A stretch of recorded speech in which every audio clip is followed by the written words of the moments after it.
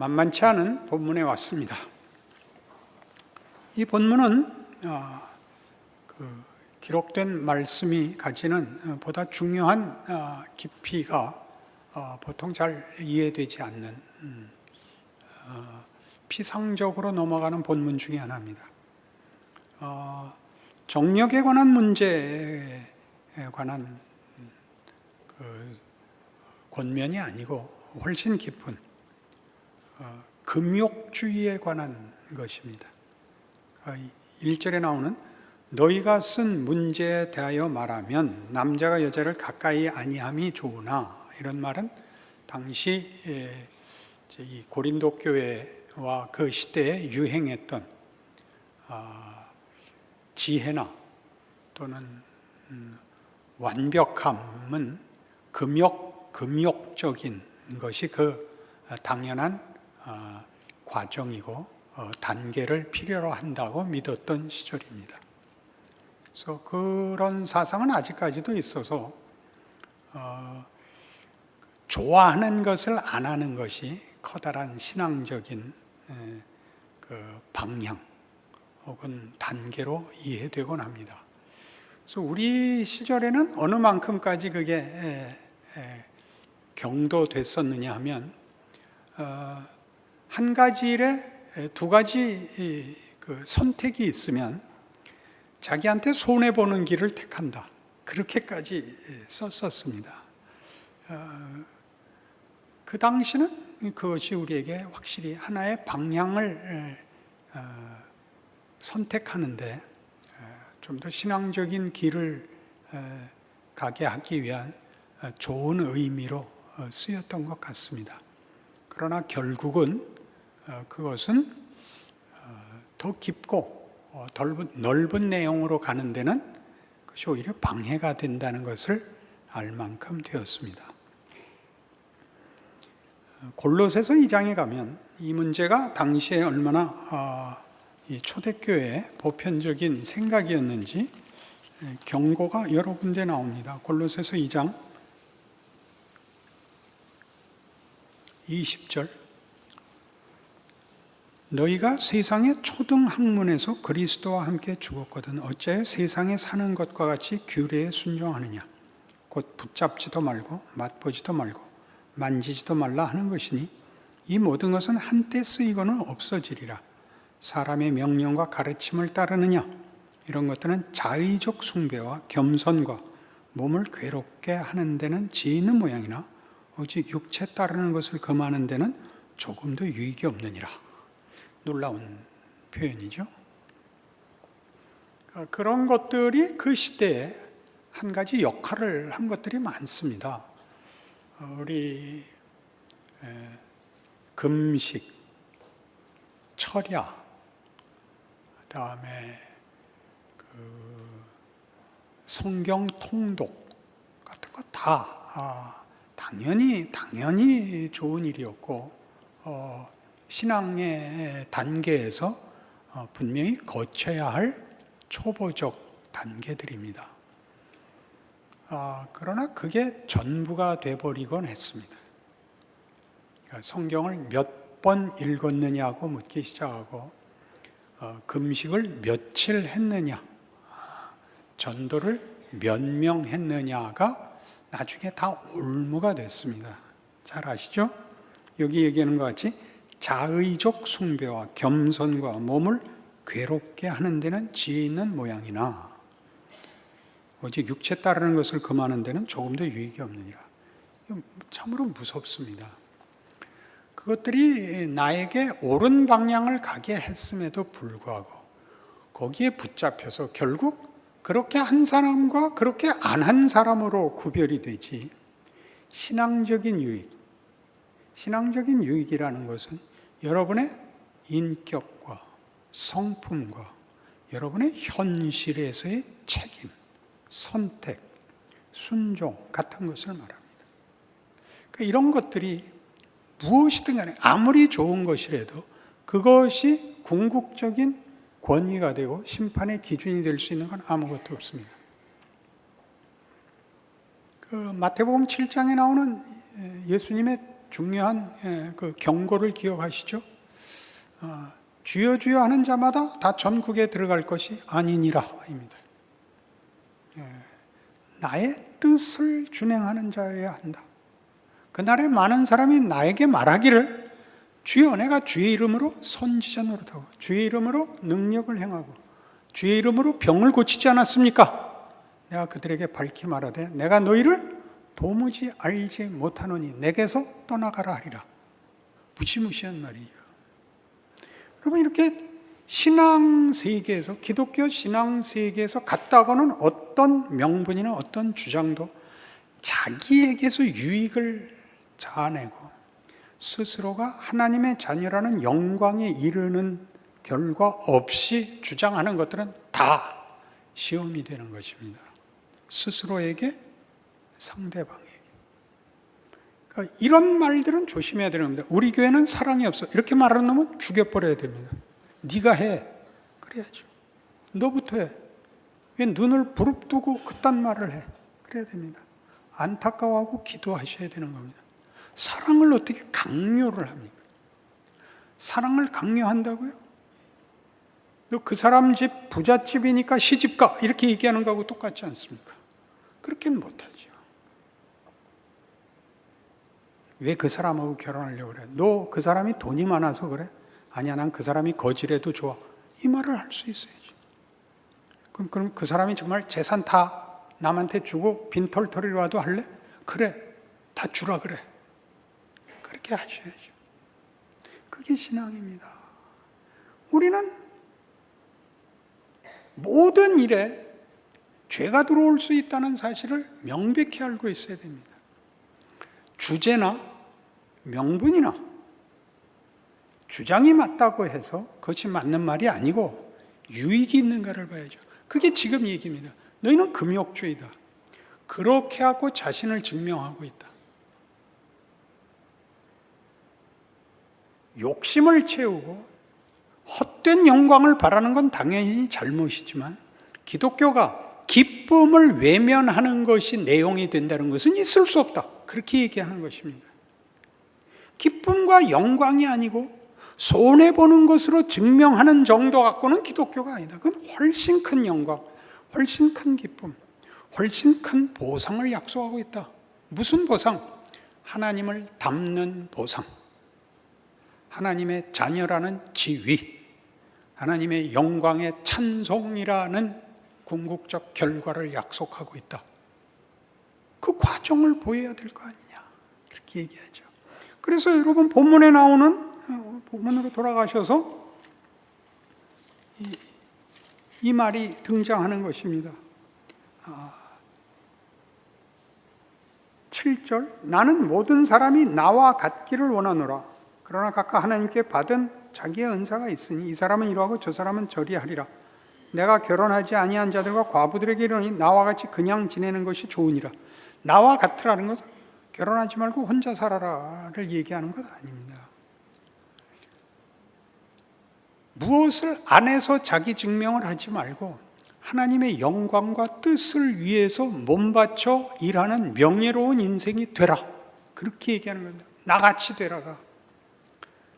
결혼이 다만 욕심을 채우는 것이 아닐 뿐만 아니라 결혼을 안 하는 것으로서 희생, 자학으로 자기 증명하는 것, 기독교가 아니고 하나님이 명하시고 목적하시는 인생이 무엇인지, 결과가 무엇인지를 드러내는 그 위대한 인생을 살아라.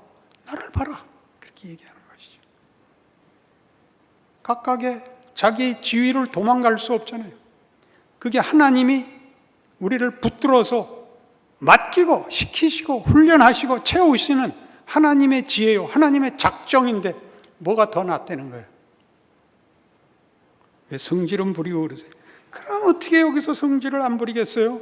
모두가 자기 인생을 잘못됐다고 생각하고 나는 용기가 없어서 이렇게 할 수 없이 먹고 살려고 살고 있다고 생각하고 그저 할 수 없는 것만 부러워하는데 나도 어디 선교사로나 나갈 거야. 나도 어디 아프리카라도 가고 아랍에라도 갔어야 되는 건데 비겁하게 이렇게 먹고 살기에 바빠갖고 전전긍긍하고 아내 눈치나 보고 살고 그게 위대한 거라니까. 바울도 못 감당한 거라니까. 왜 그 인생을 사는 걸 겁을 내시고 불평을 하시고 부끄러워하시고 왜 겸연쩍어 하세요?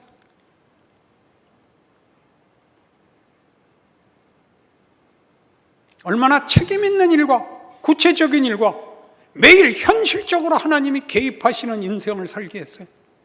하나님이 우리가 부를 때만 오시는 게 아니에요. 이미 개입하고 계시다고요.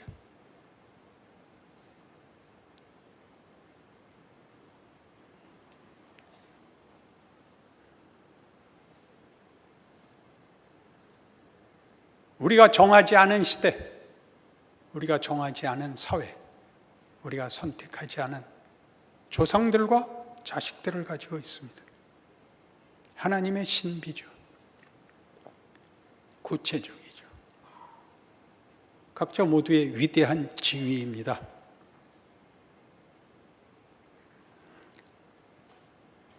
우리 혼자 살기도 바쁜 인생 속에 둘을 묶고 자식을 낳아 속 썩고 울며 살라 그럽니다. 최고로 위대한 일이다. 갈라서지 마라. 그것은 욕심을 채우는 것도 이기적인 것도 마지못해 하는 못난 사람의 지위가 아니다. 그렇게 얘기하는 것입니다. 혼자 살래? 그럼 나같이. 난 혼자 산다. 나는 나 좋은 거 안 했다. 그렇게 써먹지 말고 혼자 살면 혼자 산 값을 하고 둘이 사는 값을 존중하고 각각 어느 지위에 있든지 자기의 지위를 가지고 하나님의 일하심을 증명하는 위대한 삶을 살아라. 이렇게 얘기하는 거죠. 긍정적이죠. 비난하고 정죄하고 흠을 잡는 건 비겁한 것이고 가장 중요하게 자기 책임을 회피하는 것입니다. 자기 인생을 살지 않고 선생님 제 기도할 때 눈 떴대요. 그렇게 얘기하는 거죠. 거기에 속아 넘어가지 마십시오. 우리 마음속에 기독교라는 신앙이 이해되고 있는 것이 아니라 우리는 자기 자랑이라는 신앙이 근본적인 본능입니다. 자기 자랑. 신앙이라는 이름, 대의라는 이름, 명분이라는 이름으로 자기를 증명하기에 급급합니다. 그것은 그러지 않는 사람을 잡아먹는 것밖에는 없습니다. 거기는 분노와 정죄만 있고 비난만 있습니다. 위대한 것이 없습니다. 여러분, 위대해지십시오. 예수를 믿는 것 위대해지는 것입니다. 여러분이 자기 짐을 감당하는 것이요. 그리고 타인의 짐을 또 나누어지는 것이요. 여러분의 몫을 하여 여러분 이웃이 여러분에게 기댈 수 있게 하는 한 가정을 지키는 것이요. 한 존재를 위대하게 만드는 것이요. 여러분을 보는 사람이 위로를 받게 하는 것이요. 누가 와서 여러분에게 넋두리를 할 수 있는 것이요. 여러분에게 위로를 요구하는 존재가 되는 것입니다. 나무 그늘이 되고 샘이 되고 아름다운 새소리가 되고 시원한 한 줄기 바람이 되는 것입니다. 그 자리 놓치지 마십시오. 세상이 주는 시험에 빠지지 마십시오. 세상을 고치려고 하지 마십시오.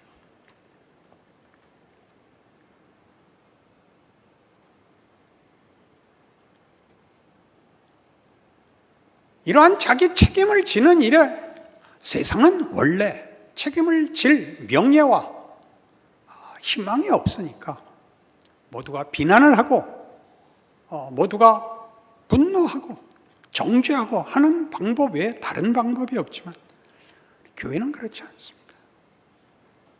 그래서 이 교회가 정당한 교회 노릇을 하기 위하여 어떤 식의 조직을 가지는 게 좋냐 해서 상반된 견해를 가집니다. 양쪽 다 저희가 수용합니다. 하나는 감독교회고 하나는 무교회주의입니다. 감독교회란 결국 성직자가 모든 걸 책임져라. 감독교회입니다.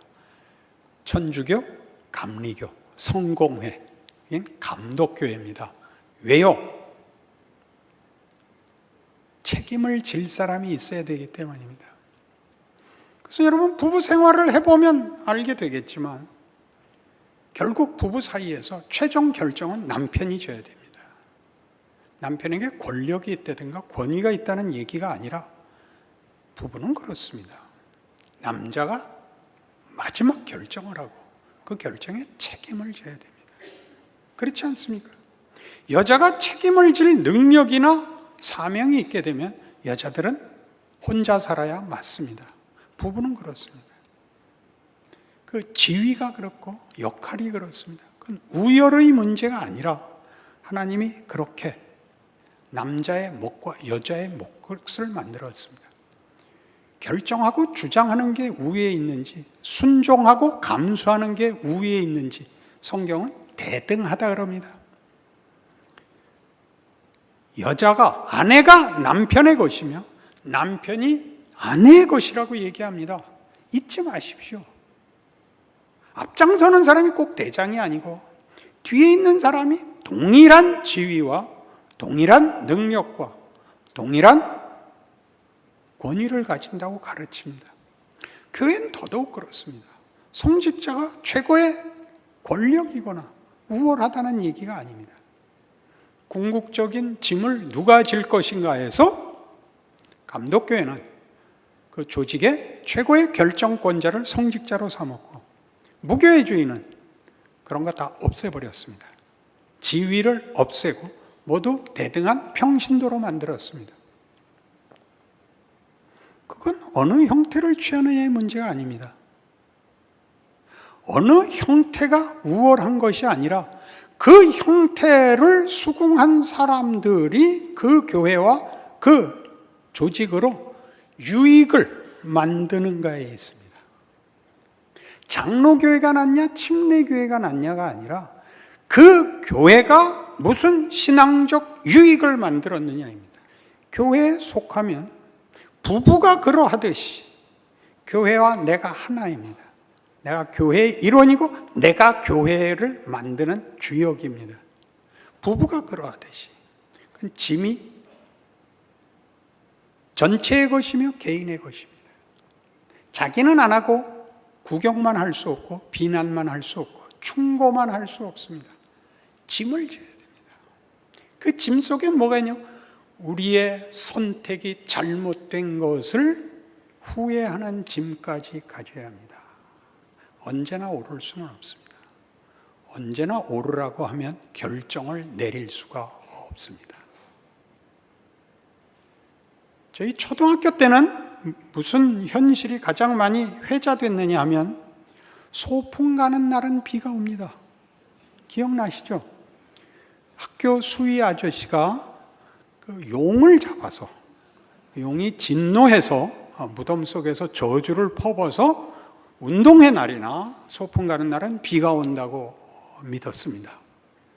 해법은 없습니다. 그렇게 풀었죠. 여러분, 비난을 하고 정죄를 할 때는 꼭 기억하실 것이 그것이 무슨 유익이 있는가? 내가 그 짐을 어떻게 나누어질 것인가를 생각하지 않으면 사람이 많이 모인 것만큼 더 손해만 보게 됩니다. 그래서 나오는 표정이 뭐냐면 무심한 표정을 짓게 됩니다. 부처님 같은 표정이 되는데 그건 성경은 권하지 않는 표정입니다.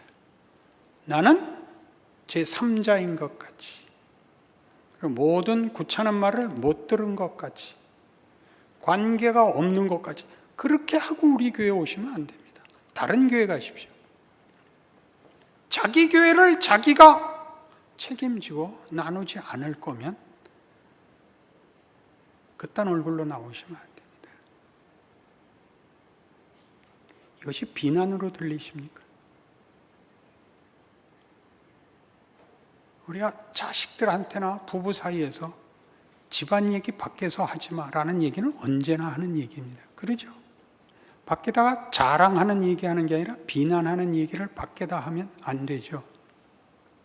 저는 이북 사람이라 저희 어머니 아버님이 야단을 칠 때 고함이 커서 저를 야단 칠 때 온 동네 사람들이 다 듣게 고함을 질러서 그게 제일 창피했습니다. 시험 성적 나쁜 거, 지각한 거 온 동네가 알게 돼서 그게 가장 창피했습니다. 그건 좀 감춰줘야 되는 거 아닌가요? 집에서 야단치고 밖에서 모르게 우리 아들은 훌륭한 아들이에요. 그래야 되는 거 아닙니까? 어머니 살아생전엔 못했던 원망인데 돌아가셨으니까 이젠 해도 되죠. 최소한의 이런 상식이 안 통하는 이유는 여러분이 본인이 명예를 어디서 확인해야 되는지 몰라서 이런 데다 발휘하십니다. 못난 짓에 쓰십니다. 하지 마십시오. 비겁하고 무익한 것입니다. 그 설교 들을 땐 절 쳐다보십시오. 딱 옆 사람 보지 마십시오. 저를 부모라고 생각하지 않으면 안 됩니다. 친정 아버지를 만난 것 같이 쳐다보셔야 됩니다. 그렇죠. 그게 오늘의 본문입니다. 그래서 여러분의 신앙 인생이, 그냥 인생이 그래도 좋습니다. 예수 믿는 자가 자기 인생에 적극적인 책임과 기회와 소망이 없다면 그건 문제가 있는 것입니다. 여러분이 괴롭고 고통스러운 일은 있을 수 있지만 다만 체념과 불평밖에 할 수 없다면 그건 아닙니다. 비명을 지를 수 있지만 그건 아프다는 뜻이지, 힘들다는 뜻이지, 나는 희망이 없습니다, 원망스럽습니다는 안 됩니다. 만일 여러분이 여기 걸려 있으면 하나님께 확인시켜 달라 그러십시오. 여러분의 고단한 인생을 세상 사람들이, 하나님 모르는 사람들이 가장 좋은 조건에서 사는 것보다 더 위대하게 살아야 됩니다. 위대함은 환경과 조건이 좋은 곳에서 나오지 않습니다. 바위 틈에서 솟아나는 샘물처럼, 그래서 역경과 고난 속에서 터져 나옵니다. 그리고 궁극적인 보상을 받습니다. 성경이 하는 약속입니다. 하나님의 성실하심과 하나님이 우리를 다루시는 현실에서의 우리가 이해할 수 없는 이 일들이 빚어내는 결과로 말입니다. 그 약속을 기억하사 여러분의 지위, 역할, 현실을 모두 믿음으로 끌어안는 위대한 승리와 확인과 간증들이 있으시기를 바랍니다. 기도하십시다. 하나님 아버지의 은혜를 감사합니다. 하나님의 자녀라는 이름으로 살며 하나님께 모든 것을 고하고 기도하고 간구할 수 있는 자로서의 신앙 인생의 위대함을 알게 하사 어느 곳에서나 하나님을 아는 영광, 자랑, 승리, 위대함을 확인하고 우리를 만나는 모든 이웃들과 세상 앞에 자랑하는 복된 인생 주시옵소서. 예수님 이름으로 기도합니다. 아멘.